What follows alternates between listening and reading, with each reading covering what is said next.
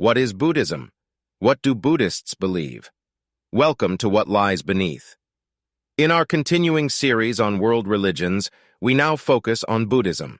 I will attempt to explain to non-Buddhist viewers what this religion involves and what they believe. Let us start at the very beginning. Buddhism can be a complicated faith to explain in terms of history for some reasons. It is extremely old, having its roots somewhere in the range of 500 years BCE or before Common Era. Before this, Buddhism has origins in many belief systems similar to what is now known as Jainism. At the time, India placed its main emphasis on customs, based on texts known as the Vedas, which were ancient Sanskrit texts that formed their convictions and created a basis for the Hinduism religion. There was a small division, as a man named Siddhartha Gautama began to teach a change from this conventional way of life, based on self-discipline and avoiding pleasures. You see, he was a bit sheltered, and as he found out more about the world, he began to teach the lessons he had learned. There were people usually referred to as sramanas, who were spiritual leaders, although these sramanas would concentrate on very different topics, such as some concentrating on non-violence or some concentrating on vegetarianism. Siddhartha Gautama, one of the sramanas, did not teach the stringent discipline that others might have been propagating. He instead taught the middle way, which eventually became the Eightfold Path. This is a set of 8 practices that lead to liberation, also known as nirvana. He was given the title of Gautama Buddha afterward, though this title has been given to many other people long after their death. The Eightfold Path. In Buddhism, Siddhartha Gautama taught the 4 noble truths to help humanity understand the pain and suffering that exist in the world. The first truth acknowledges that suffering does, in fact, exist, like birth, aging, illness, and death. The second truth reveals that the cause of this suffering is our craving for sensual pleasures and material goods.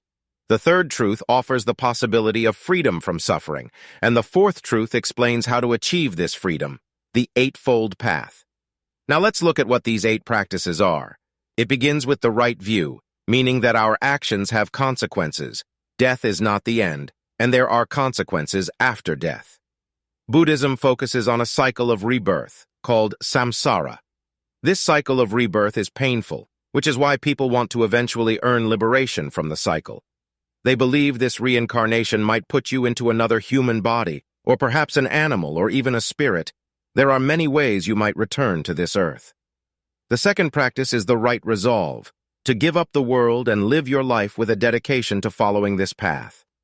You should focus on loving others, abstinence from sensuality, and a life of compassion. The third practice is right speech. Don't lie, don't be rude, no gossiping.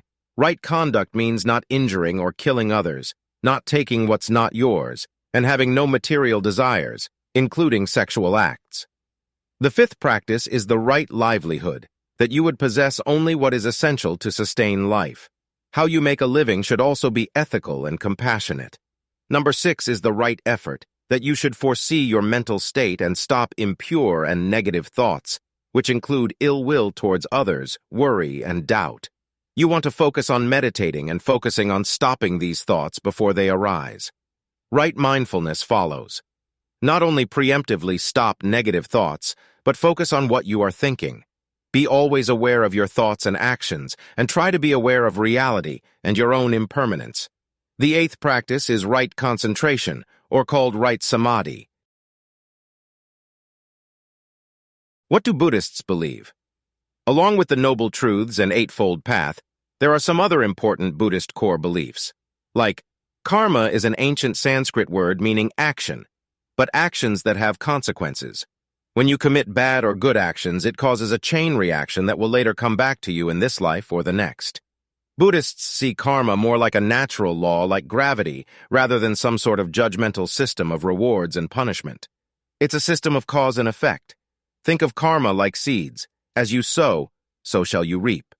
If you plant a mango seed, you eventually get a mango tree. According to Buddhism, if you want to know about your past life, look at your present body. If you want to know your future life, look at your present mind. Even though karma affects your life conditions, it is not destiny. Buddhism teaches that at every moment each person can change and make their life better. When it comes to karma, intention matters. If you squash an ant by accident, then you don't generate any karma. If you stamp on it with pure hatred and anger as if it was coriander, then that will generate negative karma. Karma also influences how you will be reborn after death. Buddhists believe we live in a beginningless and endless cycle of birth, suffering, and death called samsara. When the Buddha reached nirvana, he escaped the cycle of rebirth.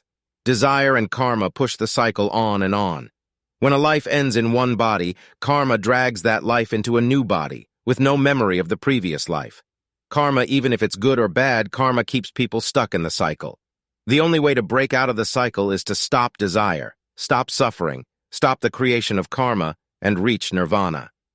Nirvana or enlightenment isn't a place for you to go.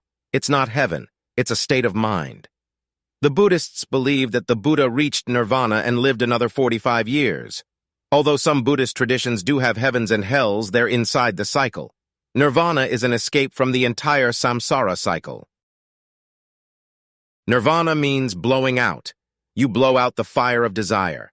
When you stop thinking of yourself as me and I, and instead fill yourself with compassion for all things. Once you do this, you stop generating karma and you stop being reborn, and leave the cycle, and achieve nirvana as he did. The important part is using the teachings that work for you in your unique life circumstances. As the Dalai Lama once said, if you find that the teachings suit you, apply them to your life as much as you can. If they don't suit you, just leave them be. This is why there are dozens of different kinds of Buddhism, but they can be divided into two major branches, Theravada and Mahayana. Theravada means School of the Elders, and is the oldest surviving branch of Buddhism. For Theravadins, reading is fundamental. They use a series of texts called suttas, which are based on oral teachings of what the Buddha taught. They date back almost to the time of the Buddha and are written in the ancient Pali language, and so these texts are called the Pali Canon. In general, Theravada has fewer religious rituals than other forms of Buddhism, and they believe the Buddha to be a much more human figure. They see Siddhartha as the only Buddha of the current era, and that he left behind his Dharma and Sangha to help others achieve enlightenment. Theravada Buddhist countries include Sri Lanka, Myanmar, Thailand, Cambodia, and Laos. Mahayana, meaning great vehicle, is younger than Theravada and is found mostly in East Asia. Unlike Theravada, which sticks with the Pali Canon, Mahayana has loads more texts and teachings. At the center of Mahayana is the Bodhisattva. Bodhisattvas are enlightened beings that, instead of leaving the cycle of rebirth, have decided to stay in order to help other non-enlightened beings achieve enlightenment. Mahayana Buddhism believes that you can ask bodhisattvas, other Buddhas, and holy beings for help in this world. So you will see people praying to different Buddhas. In the same way, people would pray to saints or gods in other religions. Mahayana is primarily practiced in Nepal, Mongolia, Taiwan, Korea, and Japan. Mahayana contains dozens of smaller traditions such as Zen and Pure Land Buddhism. Another tradition under Mahayana is Vajrayana, or diamond vehicle. This is what many people call Tibetan Buddhism. Vajrayana uses mantras or repetitive chants, the drawing of mandalas, and the use of secret rituals, incantations, and deep meditation while visualizing different supernatural beings to try and achieve nirvana faster. This school has a huge emphasis on using gurus or teachers known as lamas to assist you on your journey.